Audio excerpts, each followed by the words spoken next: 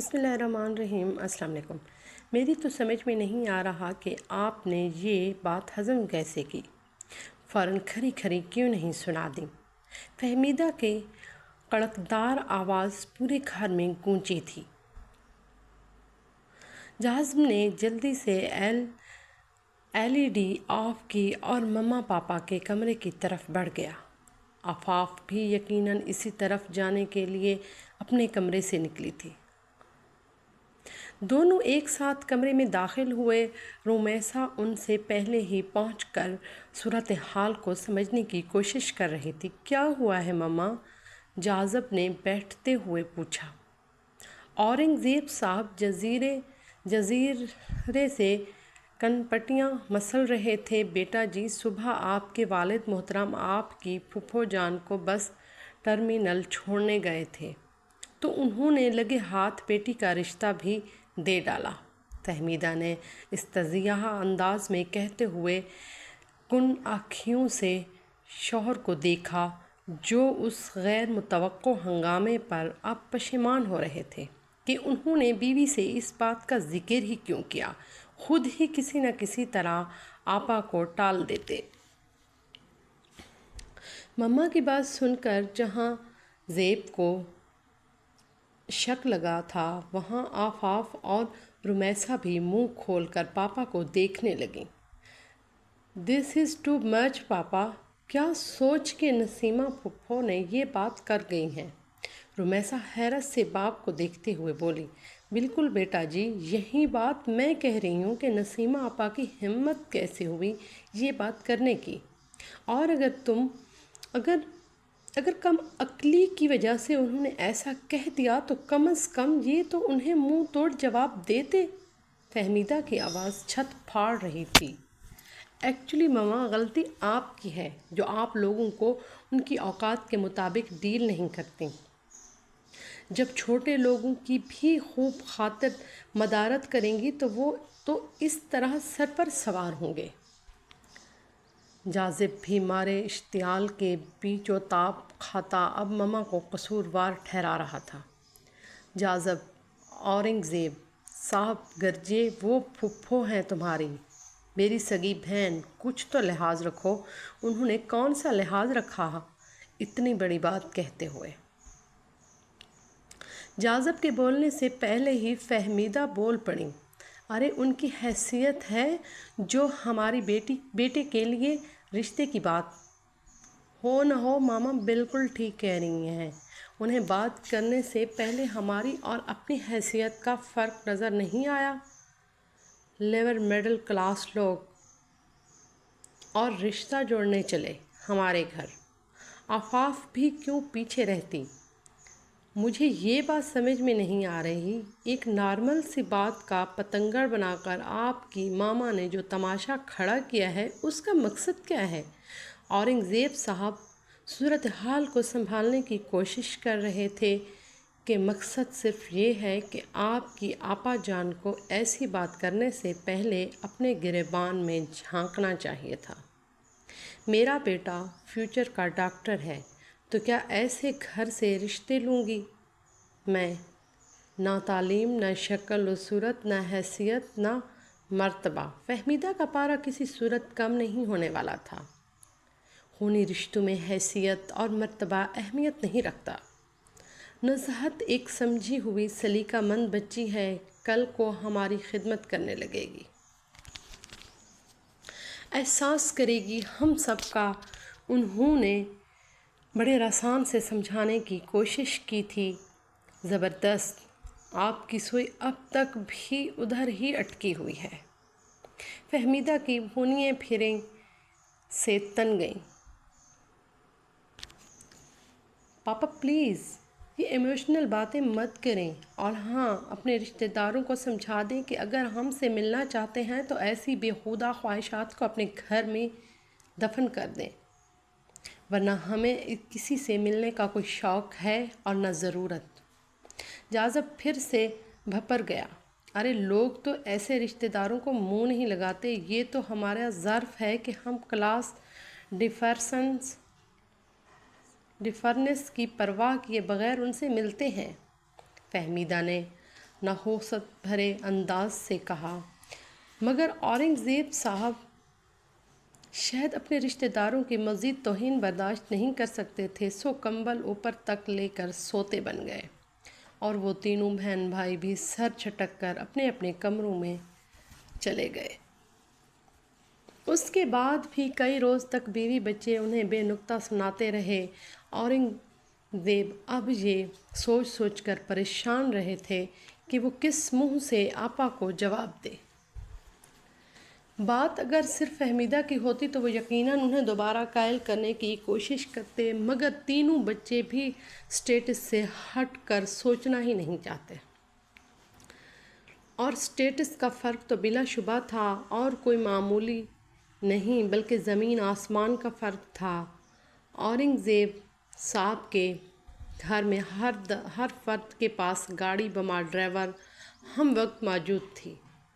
घर में कई मुलाजमीन थे। उनकी बहन भाई बिलाशुबा लार्ज या अपर मिडिल क्लास से ताल्लुक़ रखते थे, लेकिन उन्होंने भी रिश्तों को कभी दौलत की तराजू में नहीं तोला था और हमेशा अपने बहन भाइयों को दिल खोल कर नवाजते थे। मगर आज जब रिश्ते की बात आई थी तो दौलत का पलड़ा भारी पड़ गया।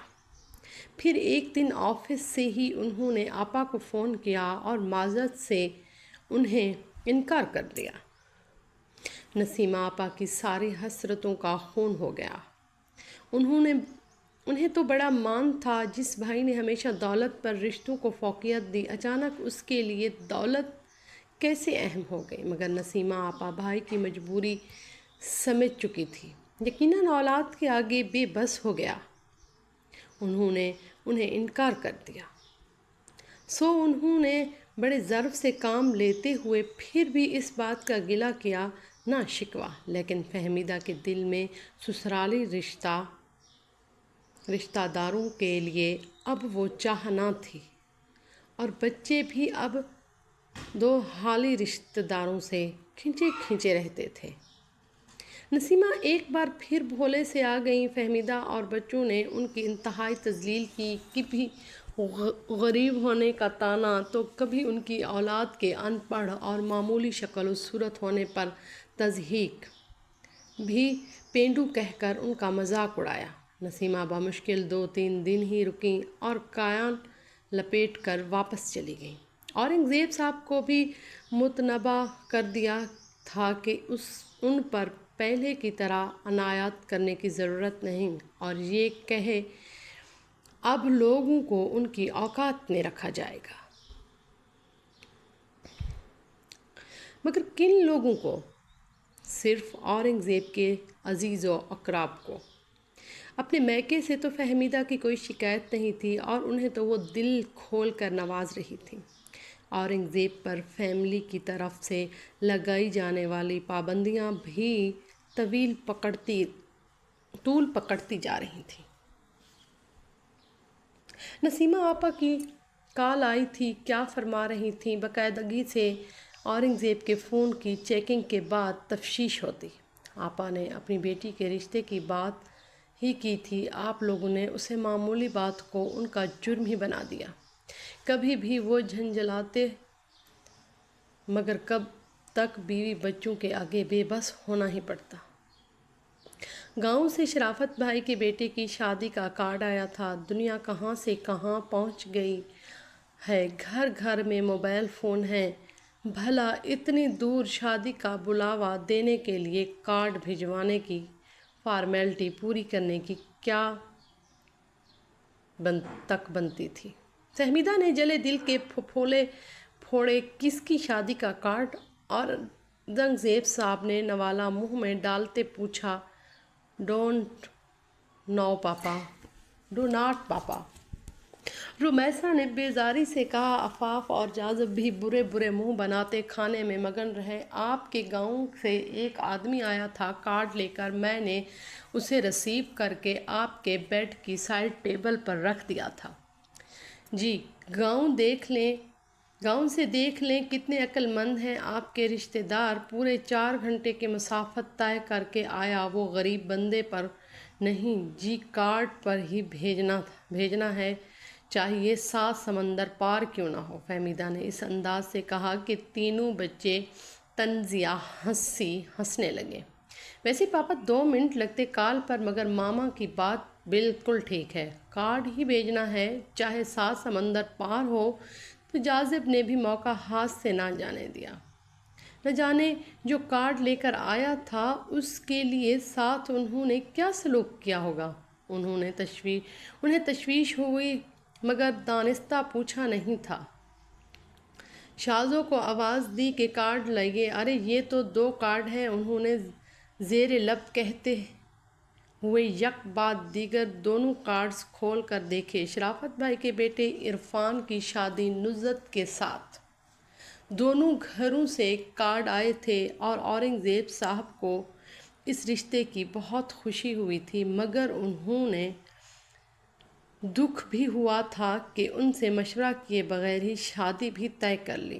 بیوی بچوں نے جو طنز کیا وہ الگ، دیکھ لیا ساری زندگی آپ جن کی محبتوں کا دم بھرتے تھے، کیسے انہوں نے آپ کو پرایا کر دیا، رشتوں کی بھنک بھی نہ پڑنے دی اور غیروں کی طرح دعوت نامہ بھیج دیا۔ فہمیدہ ہر وقت شوہر کو جتاتی تھیں، بھائی ایسی لو اسٹینڈرڈ شادی آپ ہی کو مبارک ہو، ہم تو جانے سے رہے۔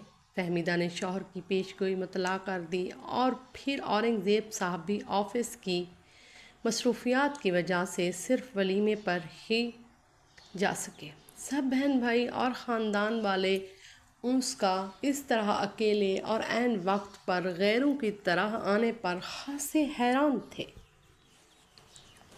اورنگزیب صاحب نے اچھی خاصی رقم سلامی کے طور پر بھتیجے کو دی اور بھانجی کے جہیز کے لیے بھی کافی رقم دی۔ یہ الگ بات کہ یہ سب ان کی اپنی فیملی سے مخفی تھا۔ اگر بچیاں بھی شادی پر آ جاتی تو کم از کم مل ہی لیتے، کتنا عرصہ ہو گیا ہے انہیں دیکھیے ہوئے۔ نعیمہ آپا بھائی سے گلہ کرنے لگیں، آپا آپ تو جانتی ہیں جاذب کا MBA کا فائنل سال ہے، رمیسا بھی میڈیکل میں ایڈمیشن کی تیاری کر رہی ہیں اور آفاق کا بھی لا کا 3 سال ہے، خیر سے بچوں کی اسٹڈی ہی فرصت نہیں ہوتی۔ انہوں نے رسان سے سمجھایا، چلو میں پھر کسی وقت آؤں گی عاشر کو لے کر، خیر سے اگلے مہینے آ رہے ہیں وہ بھی۔ نعیمہ آپا نے خوش دلی سے کہا، مگر اورنگزیب صاحب نے اوپر دل سے ضرور آنے کا کہا۔ پھر توجہ بنانے کے لیے وہ عاشر کے متعلق پوچھتے ہوئے ادھر ادھر باتیں کرنے لگا۔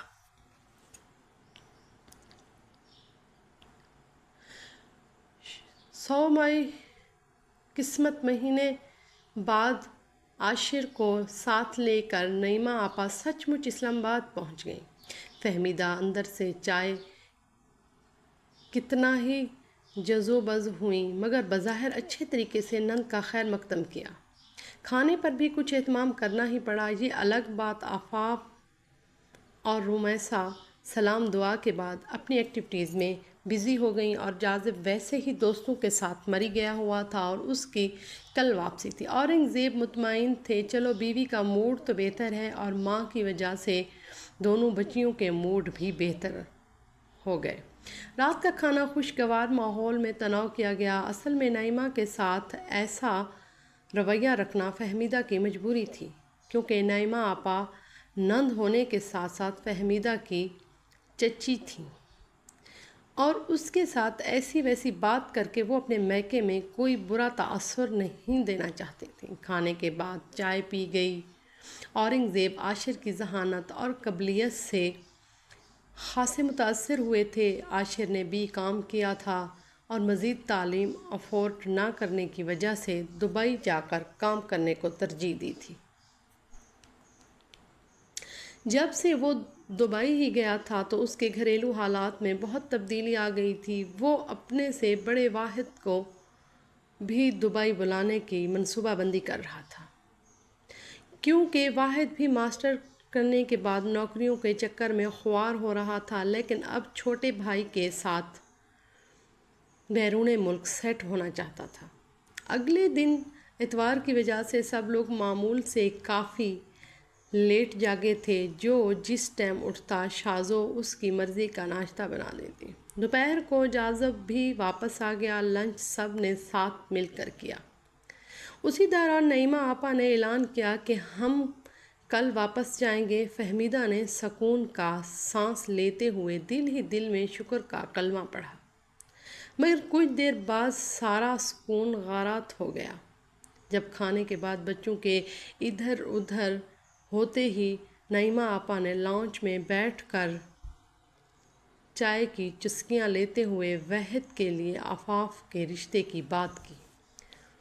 کچھ دیر نند ہونے کی وجہ سے جو لحاظ چار دیواری کی کھڑی تھی وہ بھری بھری ریت کی طرح ڈھہ گئی اور بظاہر زہری خلوص و محبت کا بت بھی پاش پاش ہو گیا۔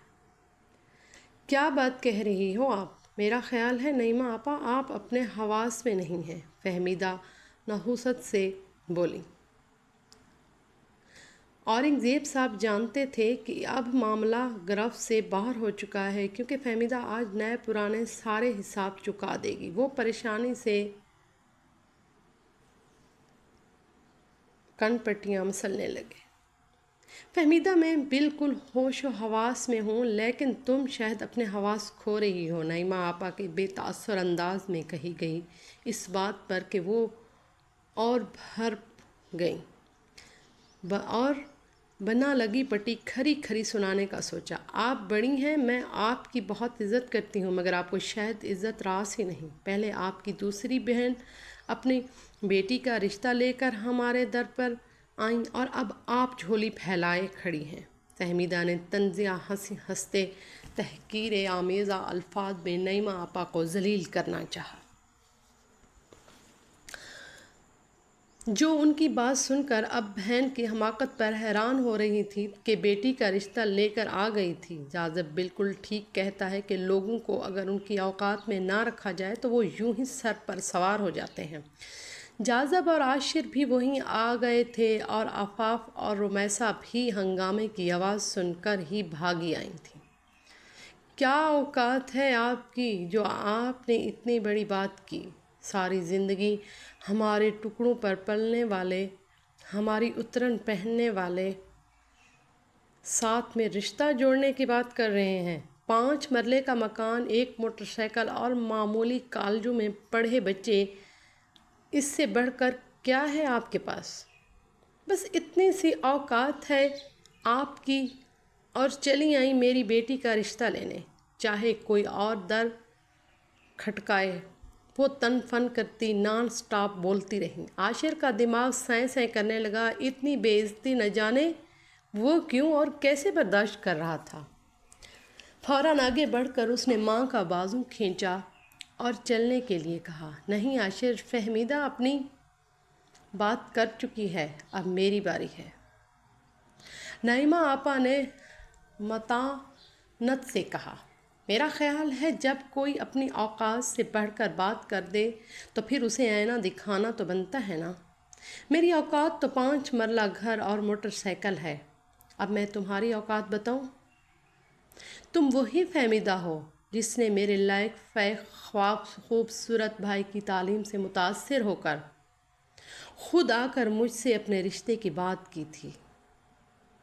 تمہیں اپنے باپ کے گھر میں 2 وقت کی روٹی بھی میسر نہ تھی، تو تم نے اپنا مستقبل محفوظ کرنے کے لیے میرے بھائی کو پھنسایا اور پھر رشتے کے لیے میری منت سماجت کی۔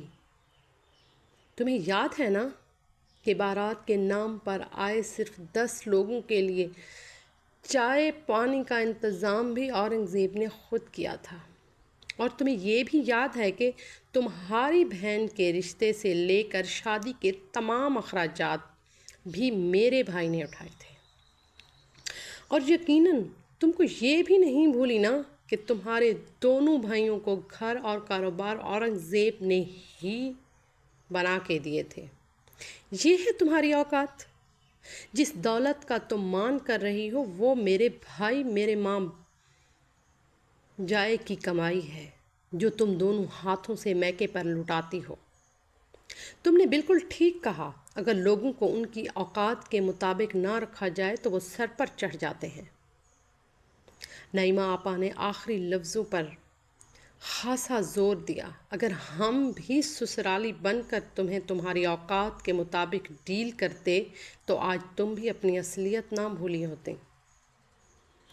چلو عاشر بیٹے، ساتھ لے کر نعیمہ آپا چلی گئیں اور فہمیدہ گم سم انہیں باہر تک جاتا دیکھتی رہی۔ اور پھر ان کے جانے کے بعد اورنگزیب صاحب کی وہ شامت آئی کہ خدا کی پناہ، جب تک انہوں نے اپنے بہن بھائیوں کے ساتھ قطع تعلق کی حامی نہ بھری، فہمیدہ نے جان بخشی نہ کی۔ جاذب کو ہاؤس جاب مکمل ہوتے ہی نوکری مل گئی تھی اور اب اس کا ارادہ نیورولوجی میں اسپیشلائزیشن کا تھا۔ آفاق بھی بار ایٹ لا کے لیے باہر جانا چاہتی تھی، مگر فہمیدہ کو اس کی شادی کی فکر تھی اور اورنگزیب بھی دونوں بڑی بچوں کے شادی کے فکر سے آزاد ہونا چاہتے تھے، کیونکہ رمیسا کا تو MBBS کا سیکنڈ ایئر تھا۔ آفاق کے لیے کافی رشتے دیکھنے کے بعد انہوں نے آفاق اچھا لگا تھا۔ ایلیٹ کلاس سے تعلق رکھنے والے خاصا ہینڈسم لڑکا تھا، ایسے ہی رشتے کی تو خواہش تھی فہمیدہ کو، سو انہوں نے چٹ پٹ منگنی کر دی اور اب جاذب کے رشتے کے لیے کمر کس لی۔ زیادہ تر تو نہیں کرنا پڑا، انہیں پریشے پسند آ گئی۔ ماڈرن اور خوبصورت سی پریشے جاذب کو بھی بہت پسند آئی اور انگیجمنٹ پیریڈ میں ہی دونوں میں کافی انڈرسٹینڈنگ ہو گئی تھی۔ فہمیدہ نے اپنے میکے سے صرف اکا دکا لوگوں کو بلایا، شادی کے تمام فنکشن شہر کے مہنگے ہوٹل میں رکھے گئے، لیکن بہو بیگم کے ہائی فائی خاندان کا پھانڈا بارات پر ہی پھوٹ گیا تھا۔ پتہ چلا کہ لڑکی کے سگے باپ کو دوسری بیوی نے ملائیشیا سے نہ آنے دیا اور بھائی تو کوئی تھا ہی نہیں، سو محترمہ جہیز کے نام پر ایک عدد مما کو ساتھ لے آئیں۔ مہمانوں میں ہونے والی چہمگیوں اور ان کے نتیجے میں لوگوں کی طرف سے اٹھنے والے سوالات سے بچنے کے لیے فہمیدہ نے اعلیٰ ظرفی سے کام لیتے ہوئے بہو کے حالات پر پردہ پوشی ڈالنا ہی مناسب سمجھا، کیونکہ اگر ایسا نہ کرتی تو اپنی ہی جگ ہنسی ہوتی۔ خیر، بہو کے ساتھ اس کی ماں کو بھی قبول کرنا پڑا۔ پریشے کی فرمائش پر ان کا روم فرنشڈ کیا گیا۔ اس کی فرمائش پر ہی جاذب نے ہنی مون کے لیے یورپ جانے کا پلان کیا۔ فہمیدہ کے لیے یہ سب ہضم کرنا مشکل تو تھا، مگر نئی شادی کی وجہ سے چپ تھی۔ آفاق کی وجہ سے خاصا پریشانی تھی کہ اس کی انگیجمنٹ جاذب سے پہلے ہوئی تھی، مگر اس کے سسرال والے شادی کے لیے ابھی تک ٹال مٹول کر رہے تھے۔ کتنا اصرار کیا تھا اورنگزیب نے کہ جاذب کی اور آفاق کی شادی اکٹھی ہو جائے، مگر آفاق کے گھر والے ماننے کو تیار ہی نہ تھے۔ اورنگزیب صاحب کو کہیں سے اطلاع ملی تھی کہ انہوں نے اپنے بیٹے کی کئی نام نہاد منگنیاں کی ہیں، وہ صرف لڑکی والوں سے قیمتی جیولری اور باقی قیمتی گفٹس وصول کرتے رہتے اور ان کے بعد کوئی موقع دیکھ کر منگنی توڑ دیتے، اور اورنگزیب صاحب اس خیر خبر کی تصدیق بھی کروا چکے تھے۔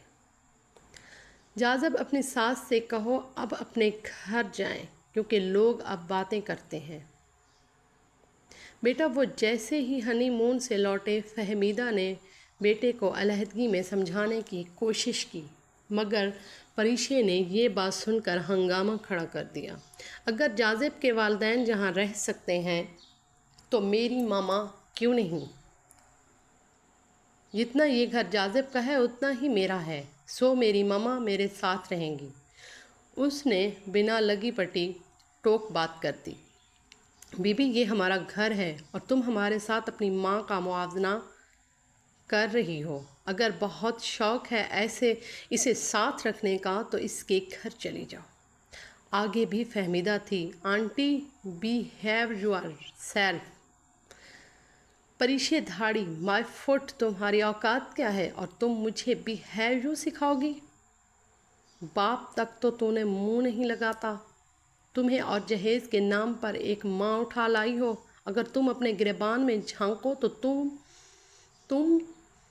तो हमसे नज़र मिलाने के काबिल भी नहीं। रिश्ता करते वक्त कैसे झूठ बोले तुम लोगों ने और निकले क्या कंगले। ये है तुम्हारी औकात। सो अब अपनी ज़बान संभाल कर रखना। फहमीदा ने बड़ी जल्द बहू को औकात बता दी। मामा प्लीज़ कुछ तो ख्याल रखें, वो परीक्षे की मामा हैं, मेरे लिए काबिल एहतराम है। मेरे दिल में जो हैसियत आपकी है वही उनकी है, लेकिन मुझे आपकी कम ज़र्फ़ी पर अफसोस है। परीक्षे की मामा को तो 4 दिन आप बर्दाश्त नहीं कर सकें, लेकिन अपने मैके वालों को तो आज तक पाल रही हैं। और अगर परीक्षे का ख़ानदान कंगला है तो आपके ख़ानदान की हकीकत भी मुझे मालूम है।